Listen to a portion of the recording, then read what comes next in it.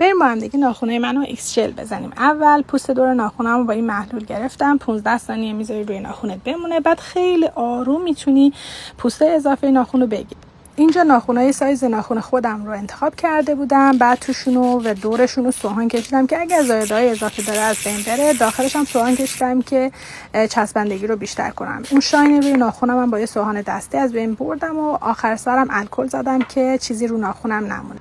اینجا به ناخنم دیهایدریتور زدم که همون لحظه خشک میشه و میتونی بعدش پرایمر بزنی. برای پرایمر یه 15-20 ثانیه صبر کردم و بعدش از ایکس ژل یا همون ژل چسبش استفاده کردم. خیلی آروم و با دقت روی ناخن میزنی که دور پوستای دور دستتو نگیره. بعدم یه 30 ثانیه میذارمش توی دستگاه یووی. یه لایه دیگه داخل ناخن میزنم، اما این دفعه یه کوچولو بیشتر میزنم و یه مقدارم پایینش اضافه میکنم. از پایین ناخن شروع میکنم به چسبوندن و فشار دادن و چند ثانیه میگیرمش زیر دستگاه. وقتی که سفت شد ولش میکنم.